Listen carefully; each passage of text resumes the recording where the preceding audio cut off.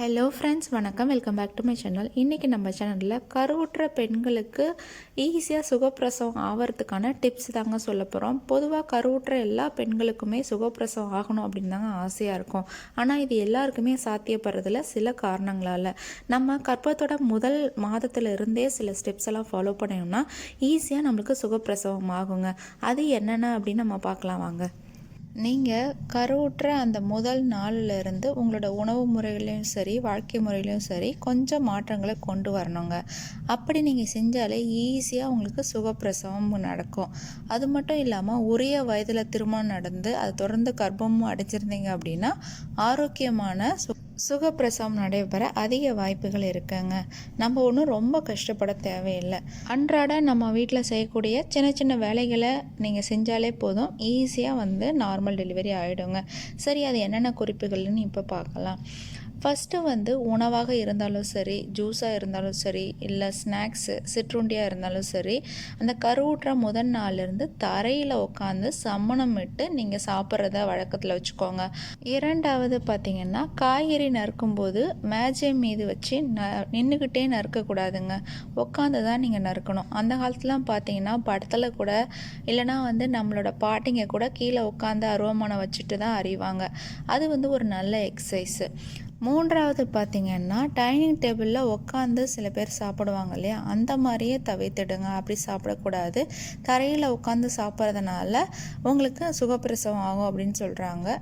நான்காவது பார்த்திங்கன்னா, அந்த காலத்துலலாம் வீட்டை பெருக்கி குனிந்து அது மாதிரி தொடச்சி வேலை செய்வாங்க நம்ம வீட்டு பெரியவங்க முன்னோர்கள் எல்லாம். ஆனால் இப்போ பார்த்திங்கன்னா நம்ம நின்றுக்கிட்டே தான் எல்லா வேலையுமே செய்கிறோம். துடைக்கிறது கூட நின்றுக்கிட்டே தான் துடைக்கிறோம். இது உடலுக்கு ஒரு எக்ஸசைஸ் மாதிரியே இருக்காதுங்க, சோர்வை தான் உண்டாக்கும். அதே மாதிரி இந்த மாதிரி நீங்கள் வேலை செய்கிறதுனால சுகப்பிரசவத்தை காட்டிலும் சிசேரியன் ஏற்பட தான் அதிக வாய்ப்புகள் இருக்குங்க. எந்த அளவுக்கு நீங்கள் குனிஞ்சு வேலை செய்கிறீங்களோ அந்த அளவுக்கு அது உங்களுக்கு ஒரு நல்ல எக்ஸசைஸு நார்மல் டெலிவரிக்கு வழிவகுக்கும். அடுத்து எல்லாருக்குமே தெரியும் பிரசவம் எப்படி நிகழும்னு சொல்லிட்டு.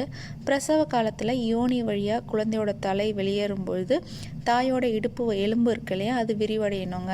அதாவது தாயோட இடுப்பு எலும்பில் ரிலாக்ஸ் அப்படின்ற ஒரு ஜாயிண்ட் இருக்குங்க. அந்த ஜாயிண்ட் அட்ஜஸ்ட் செய்யும் தன்மை இருக்கும். நெகிழும் தன்மையோடு இருக்கிறதுனால குழந்தையோட தலைப்பகுதி அது வழியாக அது விரிவடையும் பொழுது நுழைஞ்சு வெளியில் வந்துடும். இதுதான் நார்மலாக இருக்கும். இதுவே உங்களோட இடுப்பு பகுதிகளோட எலும்புகள் ரொம்ப டைட்டாக இருக்குது, நெகிழும் தன்மையாக இல்லை அப்படின்னா குழந்தையோட தலைப்பகுதி முட்டை வெளியில் வர முடியாதுங்க. ஸோ இப்படி இயற்கையாகவே உங்களோட இடுப்பு எலும்பு பகுதிகள் நெகிழும் தன்மையோட நெளிந்து வளைந்து கூடும் தன்மையோட இருக்கணும் அப்படின்னா நீங்கள் இந்த வேலைகள் எல்லாம் செய்யணுங்க. கன்சீவான ஆரம்ப கட்டத்திலேயே சின்ன சின்ன வீட்டு வேலைகளை நீங்கள் செய்யலாம். இப்போ ப்ரெக்னன்சிக்குனே தனியாக எக்ஸசைஸ் இருக்குது, அதையும் நீங்கள் செய்யலாம். கவனித்து பார்த்தீங்கன்னா அந்த ப்ரெக்னன்சி எக்ஸசைஸும் அதே மாதிரி வீட்டு வேலைகளும் ஒரே மாதிரி தான் இருக்கும். இன்னொரு ஆச்சரியமான விஷயம் என்னென்னா, நம்ம பெரியவங்க பாய் போட்டு கீழே தான் படுக்கணும், பாயை தான் விரித்து படுக்கணும்னு சொல்லுவாங்க. இதுக்கு என்ன காரணம் அப்படின்னா, நீங்கள் பாயை விரிக்கும் போது குனிவீங்க, நிமிருவீங்க. அப்போ அது இடுப்பு எலும்பு அந்த பகுதிகளை நல்லா தளர்ச்சி அடைய வைக்கும். அதே மாதிரி பக்கவாட்டிலையும் லெஃப்ட் ரைட் சைடும் நல்லா தசைகள் நெகிழும் தன்மையோடு இருக்குங்க. இது நம்ம ஊரில் பண்ணுறது. ஃபாரினில் எப்படி பண்ணுவாங்கன்னு பார்த்தீங்கன்னா, கர்ப்பிணி பெண்களை நடனம் ஆட வைப்பாங்க. அவங்களுக்குன்னு தனியாக டான்ஸ் எல்லாம் இருக்குது.